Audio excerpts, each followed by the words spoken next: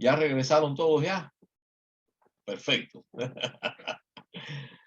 Perfecto. Ok.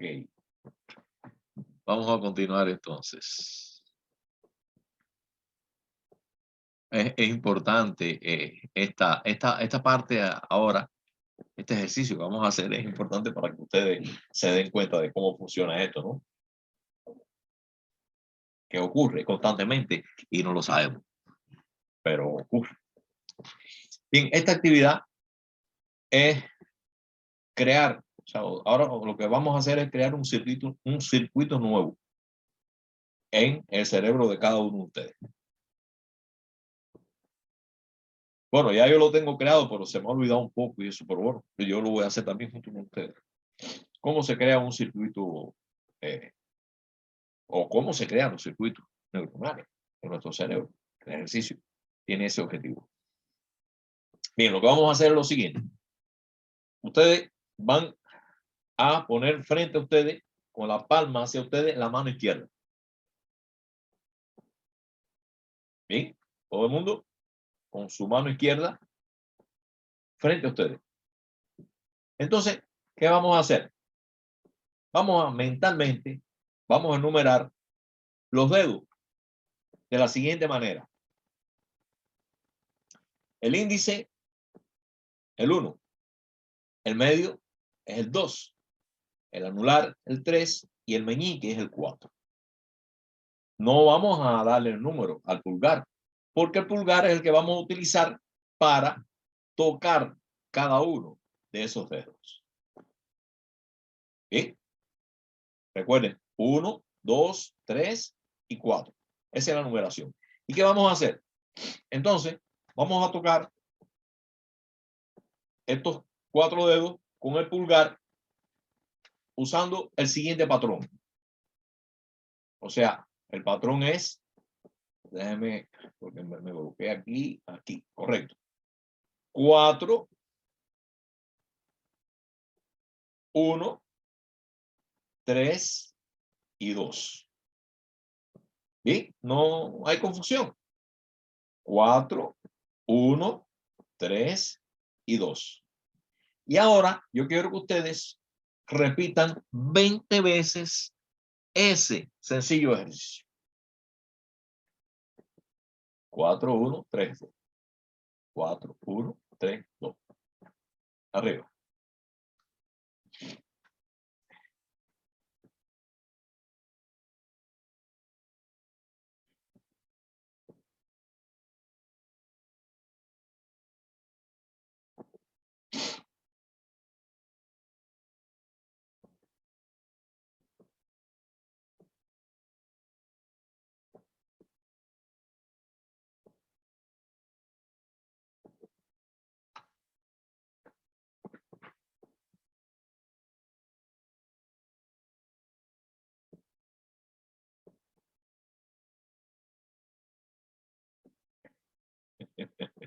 Ya, Ángela. Sí. Muy bien, muy bien. Yo me imagino que todos más o menos ya lo hayan terminado, ¿verdad? Ahora, respondan las siguientes preguntas. Primera pregunta, ¿qué ocurrió después de repetir el ejercicio? A ver, Ángela, ¿qué tú me puedes decir? A lo último me equivoqué. Claro, eso es normal. Eso nos pasa a todos, ¿no? Pero tú sigues practicando ese patrón y se fueron dando cuenta que a medida que lo ejercitaban, aumentaba la velocidad. Ya era mucho más ágil repetir el patrón y podían hacerlo más rápido, ¿verdad? Bien. ¿Y qué ocurrirá si ustedes ejercitan ese mismo patrón varias veces, todos los días, durante un tiempo determinado? No sé, durante un mes. ¿Qué ocurrirá? A ver, José. Se vuelve automático el movimiento. Correcto. Ajá. Es lo que sucede con los músicos, ¿no? Que tocan que están aprendiendo a tocar guitarra, primero pues un poco torpe los movimientos, ya después están hasta saludando a la gente y haciendo movimientos. Perfecto, así es como se aprende a tocar la guitarra, así como se aprende en los músicos. Muy bien lo que tú has dicho. ¿Qué es lo que pasa? Que se acostumbra motrizmente. construye inicialmente ese circuito neuronal y a medida que se repasa, que se repite, ya se convierte en un hábito. Se desarrolla esa habilidad y se convierte en un hábito. Ya es automático, ¿verdad? Ahora, la pregunta siguiente. ¿Qué ocurriría si dejas de ejercitar ese patrón en un momento determinado? Digamos, si ya ahorita lo hicieron y ya más nunca tocan ese patrón que yo les he mostrado a ustedes. ¿Qué ocurre? Se pierde la habilidad. Se pierde, se pierde. O sea, observen ustedes cómo se fue construyendo el circuito y si no lo ejercitamos, se comienza a destruir el circuito neuronal. Por lo tanto, se olvida. Ese es el olvido. Eso es lo que le pasa a nuestros estudiantes. Y eso es lo que nos pasa a nosotros. Cuando dejamos de estudiar una asignatura, una materia determinada, etcétera, y repasar y repasar y repasar, se pierde. Pero si usted lo practica, lo practica, lo practica y lo practica, entonces va a pasar a la memoria de largo plazo, que no podemos hablar aquí, desgraciadamente, porque no tenemos tiempo de hacer una distinción entre la memoria a corto plazo, la memoria de trabajo y la memoria a largo plazo, y cómo que ocurre toda esta situación muy, muy, muy interesante, porque hay una relación entre el aprendizaje y la memoria, pero bueno, desgraciadamente no lo podemos hacer. Y una última cosa, para corroborar lo que dijo José. ¿Qué ocurre si cambias el patrón? Y ahora, observen ustedes, el patrón que van a usar ustedes es 4, 2, 1 y 3. Practíquenlo. 4, 2, no, 4, 2, yo me confundí. 1 y 3.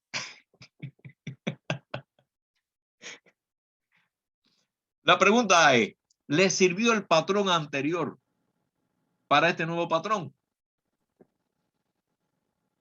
No. No. Esto es un nuevo patrón. Es un nuevo circuito neuronal. Hay cosas que se mantienen. Es el conocimiento de dónde está el dedo 1, el 2, el 3 y el 4. Y que tengo que tocarlo con el pulgar.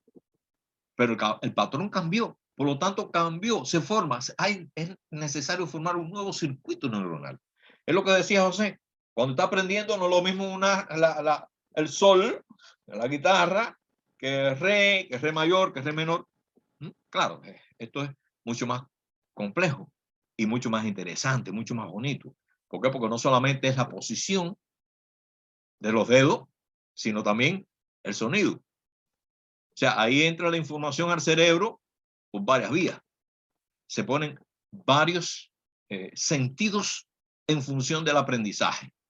Y cuando se reconstruye ese circuito que se aprendió, entonces que usted va creando la habilidad de tocar el instrumento.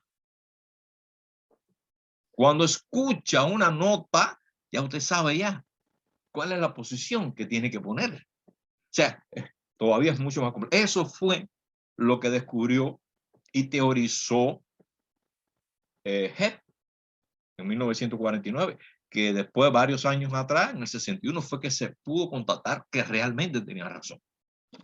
Y eso continúa siendo una de las bases del aprendizaje hebbiano. Bien, esto es un ejercicio sencillo para que ustedes comprendan que es mucho más complejo, desde luego, cómo es que se construye una red neuronal en nuestro cerebro y que constantemente se están construyendo redes neuronales. Y esa es la propiedad que tiene nuestro cerebro de la neuroplasticidad. Gracias a ella, a la neuroplasticidad, nos adaptamos a los cambios y seguimos viviendo. Bien, ahora yo les voy a relatar el resultado de otra investigación muy interesante para abordar otra parte más también interesante que les interesa. a todo profesor y a toda persona sobre nuestro cerebro. Es una investigación que se realizó. Esta investigación fue realizada en el 2001. 2001, sí. 2001. Y se hizo con un grupo de taxistas de Londres. Observen ustedes qué interesante. Mire, el problema es que Londres es una ciudad muy, muy compleja. Una ciudad que tiene más de 25.000 calles, que tiene muchos hoteles, muchos monumentos, muchos parques, museos, etcétera, etcétera, callejones. Es complicada. Yo más o menos le puse el mapa de Londres. Para ser taxista en Londres,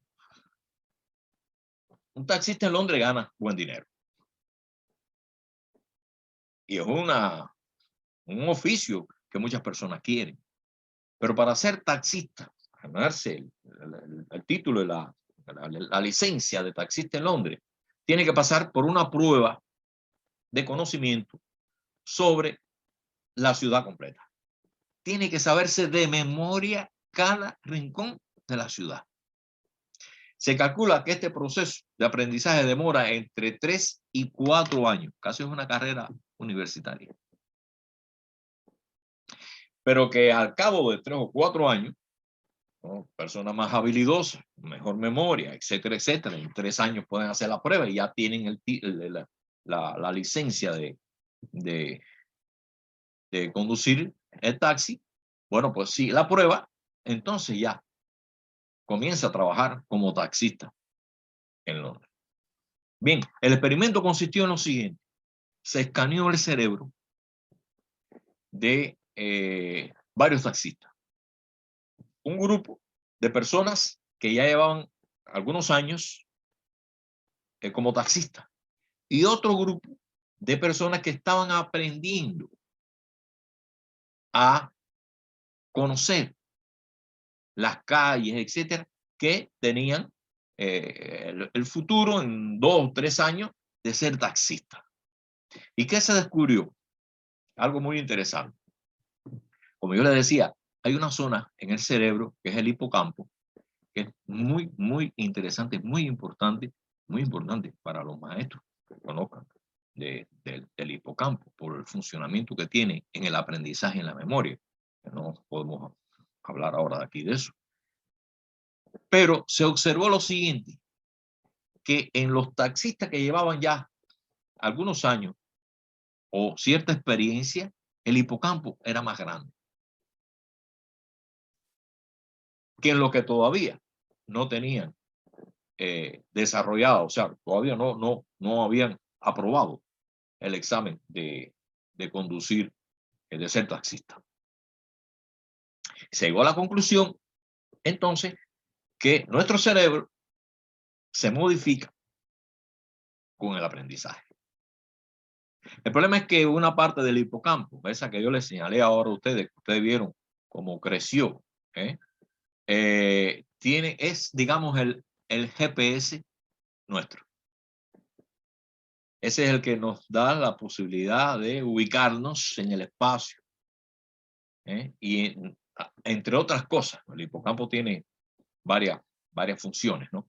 Y entonces se observó que aquellas personas que ejercitaban mucho, o sea, su hipocampo, en lo que es la búsqueda, la posición y los lugares, etcétera, etcétera, pues el hipocampo se desarrollaba más y por lo tanto crecía más.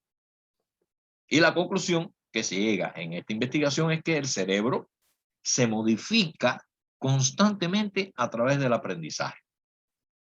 Después de esta investigación, se desarrollaron muchas otras investigaciones y se pudo constatar esta idea, este principio, que es así. Nosotros construimos con nuestro aprendizaje la arquitectura de nuestro cerebro.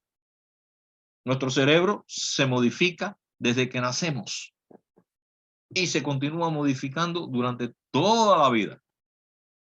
Después voy a referir nuevamente a esto para que ustedes observen alguna ¿Y esto qué pasó aquí? No sé. Bueno.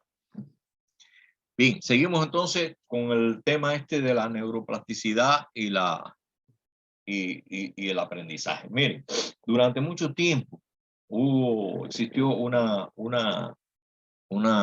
corriente que decía que nuestro cerebro o la inteligencia nos estaba dada genéticamente. De manera que si teníamos la dicha de tener unos padres inteligentes, nosotros también vamos a ser inteligentes. Si teníamos la dicha de que nuestros padres o progenitores no habían sido personas, desgraciadamente, pudieron estudiar, etcétera. Entonces también nuestro cerebro. Bueno, esto ya ustedes saben que no es verdad. No es verdad. Y se ha demostrado que la genética solamente influye en un 10% aproximadamente. Es importante. Es importante porque la genética es importante. O sea, los problemas genéticos de muchos de nosotros a veces tenemos estudiantes con problemas en su cerebro, de funcionamiento de su cerebro. ¿Okay? Eso está claro, ¿no? Pero estoy hablando de un cerebro normal, o sea, con todos los atributos que te puede tener cualquier cerebro. Todos los cerebros son iguales. Bueno, entre comillas, ahí hay otras cosas también para hablar y para distinguir. Muy interesante entre el cerebro de un hombre y de una mujer, pero no les voy a decir ahora. Existen dos factores que son muy esenciales también para nuestra sapiencia, para nuestra inteligencia, para nuestro conocimiento de la vida, etcétera, etcétera. Y es la experiencia de vida y los conocimientos adquiridos durante toda la vida. De manera que no es solamente, voy a minimizar aquí, no es solamente la genética, sino además de la genética que influye en el desarrollo de nuestro cerebro, están las experiencias que hemos vivido a lo largo de toda la vida y los conocimientos que hemos adquirido a lo largo de toda la vida. Y esto precisamente es lo que se conoce como la neuroplasticidad. O sea, nuestro cerebro está cambiando constantemente. Quiera o no quiera usted, nuestro cerebro cambia constantemente. ¿Por qué? Por efecto del aprendizaje, de nuevos conocimientos y por los efectos de la experiencia. Y no solamente por lo que traigo genéticamente implantado en mi cerebro. Y cuando hablo del efecto de aprendizaje, no estoy hablando solo del aprendizaje en la escuela, no, el aprendizaje constante que ocurre con individuos, con nosotros, con nuestros estudiantes, en interacción con el medio ambiente. La televisión, los medios, etcétera, la naturaleza, etcétera. Estamos aprendiendo constantemente. Y esto es lo que se conoce como neuroplasticidad. O sea, el cambio constante de nuestro cerebro. De manera que, y observen ustedes, quizás responda a una de las preguntas iniciales, la neuroplasticidad es un proceso que ocurre desde que nacemos hasta nuestra muerte. Por lo tanto, sí. ¿Y qué es lo más interesante de todo esto? Observen ustedes. Lo más interesante de todo esto es que estos dos procesos, o sea, la experiencia de la vida y los conocimientos adquiridos, son variados por nuestra voluntad. Por lo tanto, si nosotros queremos que nuestro cerebro se desarrolle más, entonces, si tengo esa voluntad, lo puedo hacer sin ningún problema. ¿Por qué? Porque independientemente de la genética que se dice que es el 10% que traigo mi cerebro y que no puedo cambiar, lo otro que influye es mi experiencia a lo largo de la vida, toda la vida, y los conocimientos que aquí. Mientras más conocimientos voy adquiriendo, entonces mejor va funcionando mi cerebro. Y esto significa que Algunas personas a veces dicen, no, ya esto es muy tarde, esto ya yo no puedo aprender más, ya yo no, ya es muy tarde, a mi edad, no. No, eso no es verdad. Nunca es tarde para aprender. Y sobre todo, y le voy a hablar de investigaciones muy recientes, esto es esencial en los ancianos. Muy esencial en los ancianos. Aprender cosas nuevas. Desde luego, los motive, ¿no? Para que funcione mejor el cerebro. Es por eso que y vuelvo otra vez a Santiago Ramón y Cajal, y observen ustedes los años que transcurrieron, pero que este es el padre de la neurociencia. Dijo, no sé, bueno, me están saliendo aquí cosas que no sé. Todo hombre puede ser, si se lo propone, escultor de su propio cerebro. Nosotros, nuestros alumnos, todos los seres humanos, somos los responsables del funcionamiento de nuestro cerebro. Construimos nuestro cerebro. Por lo tanto, es nuestra responsabilidad continuar estudiando, si se quiere, ¿no? Y por lo tanto, transformando la arquitectura de nuestro cerebro, transformando los circuitos neuronales que se van creando constantemente en nuestro cerebro. Existe entonces una relación entre el cerebro y la mente. Del cerebro emerge la mente, pero también la mente influye en el cerebro. Esto no es como el cuento de quién nació primero, quién salió primero, si la gallina o el huevo. No. Los dos son esenciales. Nuestra mente influye en nuestro cerebro. Si yo quiero continuar estudiando, si yo quiero continuar superando, si yo quiero continuar adquiriendo conocimiento, experiencia en la vida, práctica en la vida, entonces contribuyo a cambiar, a transformar nuestro cerebro, como dijo Santiago Ramón y Cajal. Si nos lo proponemos, cambiamos nuestro cerebro. Pero aquí les voy a decir otro pensamiento de otro grande para mí, Mahatma Gandhi. Mahatma Gandhi dijo, el hombre es el producto de sus pensamientos. Se convierte en lo que piensa. Por eso hay muchos ejercicios y por eso hay muchos libros escritos, etcétera, etcétera. Está demostrado, ¿no?, que la influencia de nuestro pensamiento, incluso en nuestro estado de ánimo, en nuestra predisposición a la vida, etcétera, etcétera. La búsqueda de pensamientos positivos, de tener proyectos en la vida, etcétera. Todo eso es muy importante. Y es muy importante enseñárselo a nuestros alumnos. Con el desarrollo de la neurociencia, ocurrieron varias teorías que trataron de explicar cómo ocurre el aprendizaje. Aquí yo le he hecho una síntesis de algunos modelos y de algunas teorías que algunas de ellas se llamaron estilos de aprendizaje. No nos da el tiempo, la posibilidad de poder incursionar en cada uno de ellos, pero lo traigo a colación porque fueron teorías que surgieron de determinadas interpretaciones, de determinados descubrimientos realizados en épocas determinadas del cerebro, que hoy en día la neurociencia actual fundamenta que ninguna de esas teorías es verdad. Hay un análisis más profundo de esto en el libro que después yo los voy a recomendar, de cada una de estas teorías y el por qué y de dónde, las investigaciones neurocientíficas que hablan sobre eso. Todavía en algunos entornos se sigue utilizando y bueno, eso no hay quien obligue a nadie a usar una cosa u otra, ¿no? Pero, por ejemplo, la programación neurolingüística, aparte de estar demostrado que no es verdad, todavía se utiliza mucho.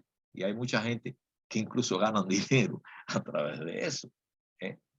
La teoría de las inteligencias múltiples, todavía, incluso aquí en Estados Unidos, se utiliza la teoría y tiene cierto grado de veracidad, pero también hay sus cosas, ¿no? Etcétera, etcétera. No tenemos tiempo, pero sí quería, porque estamos hablando de la neurociencia y el aprendizaje, o sea, de la correspondencia entre los descubrimientos neurocientíficos en el aprendizaje que nos pueden ayudar. Solamente quería traer a colación este aspecto para que ustedes conozcan.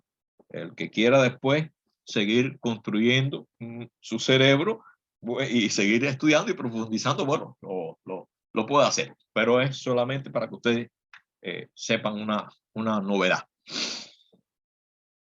Hay dos aspectos que me gustaría mucho tratar, pero que no da tiempo para poderlo tratar. Porque esto significa, le puse ahí un gráfico que di en un curso, ¿no? Neuroeducación de la atención y la emoción. Miren, hay dos aspectos que son muy, muy, muy importantes que nuestros maestros conozcan. Y nosotros, cualquier persona. Es el sistema atencional. Porque miren, si no hay atención, si un alumno no presta atención, no va a haber comprensión. ¿Cómo es que ocurre este proceso dentro de nuestro cerebro? ¿Qué áreas se activan? ¿Por dónde entra la información? ¿Qué le pasa a la información que entra al cerebro? ¿Cómo nosotros podemos lograr que nuestros alumnos atiendan más cuando nosotros estamos dando nuestras clases? Todo esto es un tema muy interesante, pero que no se los dejo ahí en el tintero. Y lo otro es la emoción. Se ha demostrado que la emoción es esencial y es muy importante en el aprendizaje. Los momentos emocionantes se olvidan menos, se recuerdan más. Yo estoy seguro que lo más probable es que cada uno de nosotros no se nos olvida el primer beso. Fue muy emocionante, ¿verdad? Bueno, las emociones son muy importantes. Por lo tanto, es importante conocer el sistema emocional. ¿Cómo ocurre el sistema emocional? ¿Cómo funciona? El circuito o los circuitos de la emoción. Todo eso hay un estudio profundo de la neurociencia y que nos ayuda a nosotros, a los maestros, a poder entender y a buscar estrategias para que esto funcione en nuestros estudiantes y nuestros estudiantes aprendan mejor. Y esto incluso el problema de la emoción y el problema de la droga, muy, muy, muy interesante de conocer. Bien, eso también lo dejo pendiente, quizás en otro curso, no sé, que podamos ver, pero también es algo muy importante de conocer. Bien, entonces, ya vamos entrando ya en la parte final de esta primera parte. Recuerden que los objetivos eran 3. Las preguntas iniciales que yo puse ¿es importante para los maestros conocer cómo funciona el cerebro? No sé si fue suficiente lo que yo le he podido dar en este corto tiempo de argumentos para que reconocer que sí, que si un maestro conoce cómo funciona nuestro cerebro, yo les aseguro que la calidad de su clase, de su docencia, va a ser superior, porque sabe qué es lo que está ocurriendo cada vez que él habla, cada vez que él muestra, cada vez que él hace algo en el aula, qué es lo que está ocurriendo dentro del cerebro de sus estudiantes.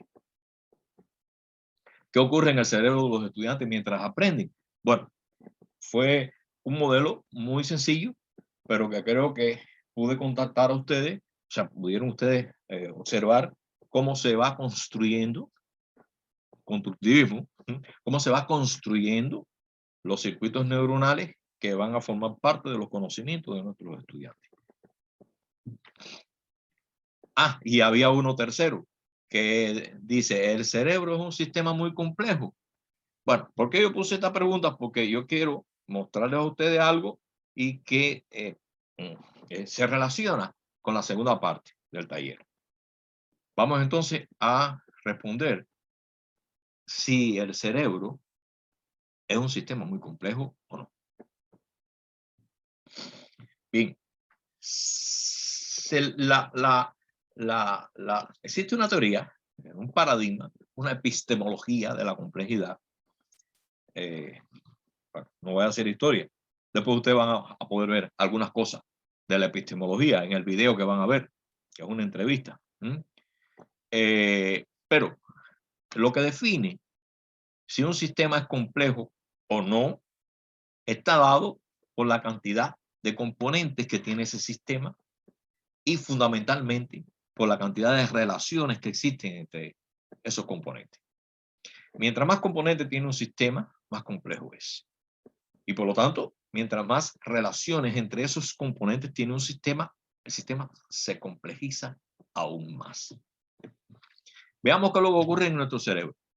Bueno, se dice que nuestro cerebro contiene 100.000 millones de neuronas.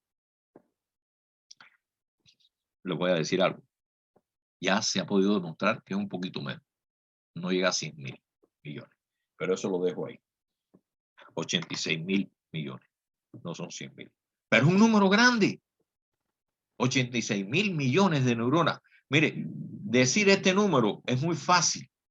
Pero nuestro cerebro, nuestra mente es incapaz de tener la verdadera magnitud de este número. Este número es un número astronómico. 100.000 millones de neuronas. Pero lo más bonito de esto no es esa cantidad inmensa de neuronas que tenemos en este 1,5 kilogramos que tenemos dentro de la cabeza de nuestro cerebro. Sino lo más interesante además de eso es que cada neurona se conecta, cada neurona de nuestro cerebro se conecta con unas 10.000 neuronas. Se dice que hasta 15.000 neuronas. Una neurona. Imagínense usted que se conecte ahora con 10.000 personas a la vez. Eso es prácticamente imposible. Y esa capacidad de conectividad es la que nos da la posibilidad de aprender y de desarrollar nuestras cualidades. Están por esa razón. Ahora, si usted multiplica cada neurona por 10.000, vamos a ponerlo solamente por 10.000, eso da 1.000 billones de posibles conexiones neuronales. Un número que nuestro cerebro, nuestra mente es incapaz de representar. Un sistema de tal magnitud, de esta proporción, no existe en el universo. Por eso se dice que el sistema más complejo que existe en el universo es el cerebro. Y tenemos el privilegio de ser su dueño. Fíjense ustedes, nosotros los humanos somos los dueños del sistema más complejo que existe en el universo. ¡Qué maravilla! Entonces tenemos la responsabilidad de cuidarlo y de mejorarlo, ¿verdad? Bien, entonces la conclusión a la que quiero llegar es que nuestro cerebro es un sistema muy, muy, muy complejo. ¿Por qué les digo esto? Porque ahora ustedes van a ver una segunda parte que está relacionada con una entrevista que me hicieron aquí. Después yo lo voy a explicar aquí en Estados Unidos. Después yo lo voy a explicar. Y que el interés fundamental es hablar sobre la complejidad. Y la complejidad en la educación, la complejidad, el pensamiento complejo, tocó algo del pensamiento complejo de Edgar Morin, la complejidad para poder entender a nuestro cerebro. Y entonces cuando se une todo el conocimiento que se ha acumulado durante años de investigaciones sobre la complejidad en la educación, sobre la neurociencia de la educación, emerge entonces una nueva disciplina de la cual vamos a hablar más adelante. Ahora, por último, vamos a volver al cuestionario inicial. Ahora yo quiero que ustedes saquen sus respuestas, no me la enseñen, eso es solamente ustedes son los que saben, pero yo lo que les voy es ahora a responder. Puede ser que algunas ya ustedes se hayan dado cuenta, otras no, porque es imposible abarcar todo eso. En el libro sí se hace un análisis a lo largo del libro de cada una de esas respuestas. Con la explicación científica de cada uno de ellos, de las investigaciones que se han desarrollado, etcétera, etcétera, para demostrar lo que yo le voy a decir ahora. Primer enunciado. Bueno, ahí están los 10 enunciados. Primer enunciado. El mundo es predecible. Todo está establecido, predeterminado, y solo hay que esperar a que se manifieste. Falso. Segundo enunciado. Un daño cerebral es imposible de reparar. Falso. Tiene que ser un daño catastrófico, ¿no? Pero cualquier daño en el cerebro, las personas que padecen, que han tenido una hemorragia cerebral, que se han afectado una zona de su cuerpo, porque ha ocurrido en esa zona del cerebro que controla esa parte, si es en la derecha, en la parte izquierda, con el ejercicio y la sistematicidad durante el tiempo, vuelven a recuperarse. Eso se llama neuroplasticidad. Es la propiedad fundamental que tiene nuestro cerebro. Por lo tanto, se puede reparar cualquier daño en el cerebro. Hay muchas cosas de que hablar ahí. El cerebro de los ancianos pierde la capacidad de aprender. Falso. A no ser que usted está con, o sea, que ese anciano está con una enfermedad senil, ¿entiende? Que padece de Alzheimer, etcétera, etcétera, que comienza a destruirse y comienza por una zona muy importante del aprendizaje a destruirse, a autodestruirse el cerebro, ¿no? Pero una persona normal, miren, bueno, ustedes lo van a ver ahora en la entrevista que me hacen. Edgar Morán cumplió 100 años. Cumplió ya 100 años. Y hasta hace 2 años no me he podido comunicar más con él. Perfectamente, al contrario, es increíble. Lo que hace falta es darle uso. El que no lo use, el anciano que no use su cerebro al máximo, pierde las capacidades. Entonces, ¿el cerebro de los ancianos pierde la capacidad de aprender? Falso. ¿Se utiliza un hemisferio cerebral más que otro? Falso. Utilizamos los 2 hemisferios. Son otros los factores que influyen en que un estudiante sea mejor en matemática y otros en arte. Pero no es por un problema de mi cerebro o del cerebro de los estudiantes. Los individuos aprenden mejor cuando reciben la información en su estilo de aprendizaje preferido.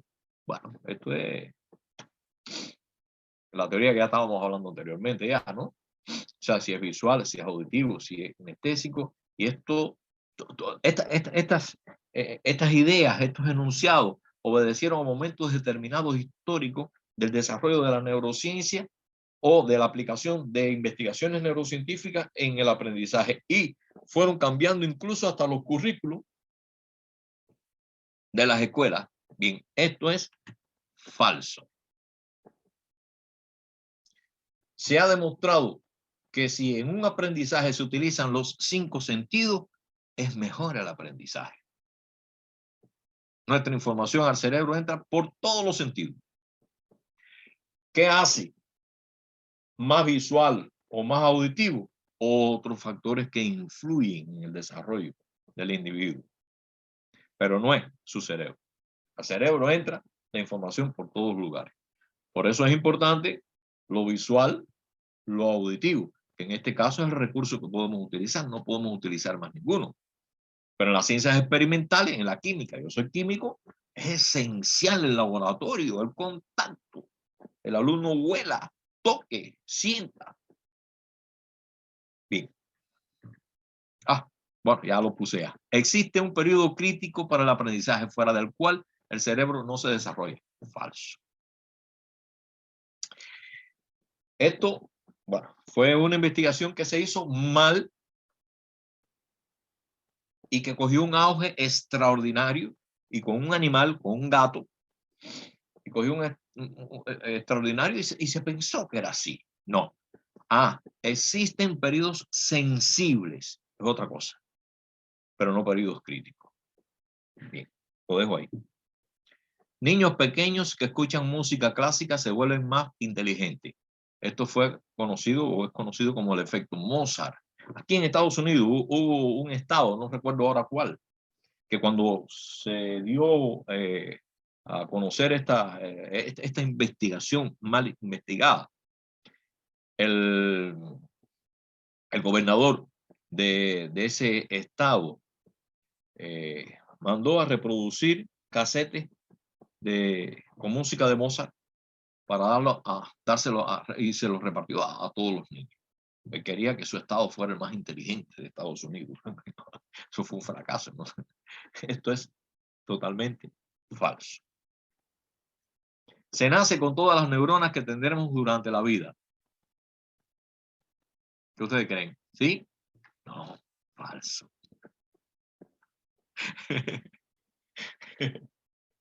Es falso también. Bien, existen muchas investigaciones, infinidad de investigaciones que corroboran este fenómeno. Primero, la neurogénesis. Cuando ocurre una afectación en una zona de nuestro cerebro, se producen neuronas que van hacia esa zona y reemplazan ese lugar. Eso es parte de la neuroplasticidad. Y existen periodos, y es muy importante, no podemos tratarlo aquí desgraciadamente, que nuestros maestros conozcan que ocurre en nuestros estudiantes un fenómeno que se llama poda neuronal. Un fenómeno que ocurre en el cerebro, que ya ustedes lo tuvieron, todos nosotros lo hemos tenido, y a veces continúan determinados periodos donde se pierden, se mueren una cantidad de neuronas determinadas. Y se pierden unos circuitos neuronales y se fortalecen otros circuitos neuronales. En los niños entre 5 y 6 años ocurre ese fenómeno, poda neuronal, y después en la pubertad vuelve a ocurrir otra poda neuronal. De manera que constantemente están naciendo nuevas neuronas según la demanda, según lo que haga falta, y se están reemplazando. Entonces, todo esto se conoce como neuromitos. Estos enunciados que yo les he puesto a ustedes se conocen como neuromitos. Vamos para el 9, que hasta películas de eso han hecho. Solo utilizamos el 10% de la capacidad de nuestro cerebro. ¿Qué ustedes creen? Falso. Utilizamos el 100% de nuestro cerebro. No existe una zona, a no ser que haya una afectación, ahí en esa zona, una muerte, pero utilizamos el 100% de nuestro cerebro. Está demostrado en infinidad de investigaciones. Lo que ocurre es que no podemos utilizar el cerebro, todo nuestro cerebro en el mismo momento. En un instante determinado, como está ocurriendo ahora, solamente usted usa un 2%. Pero se están activando diferentes zonas del cerebro. El cerebro se utiliza, lo utilizamos todo, el cerebro. Y la última, un ambiente enriquecido. O sea, medios de enseñanza, etcétera, ¿no? En el caso de la educación, interacción social, etcétera, mejora la capacidad de aprendizaje de cualquier persona. Es real. Es real. Eso es Por lo tanto, el único verdadero es el número 10. Ahí se los dejo. Lo dejo. Solamente lo que quería era motivarlos, ¿no? Y hay muchos neuromitos. Solamente yo escogí estos 10 neuromitos. sobre el funcionamiento de nuestro cerebro, que es muy importante que el maestro lo domine, porque como dice la palabra, neuromitos son mitos que pensamos que es cierto y no es cierto. Los mitos son verdades, o sea, no son verdades, son falsas verdades, ¿no? Y entonces nos ponen en una situación de que, bueno, como dice el dicho, árbol que crece torcido jamás su tronco endereza. Bien. Con esta parte, yo concluyo, o sea, esta primera parte. Entonces, ahora sí, yo les recomiendo que tomen un recesito más largo. 15 minutos, tomen un cafecito, no sé, conversen, que es muy importante para retroalimentar nuestro cerebro, cambiar de actividad es muy importante en el proceso de aprendizaje, porque entonces así cuando se sienten, bueno, pues ya se van a sentir nuevamente frescos y con ánimo de seguir. Y entonces, en esta segunda parte, ya cuando ustedes entren, vamos a esperar, sí, 15 minutos, correcto. Vamos entonces, yo les voy a mostrar a ustedes, ustedes van a tener acceso a través de su computadora o del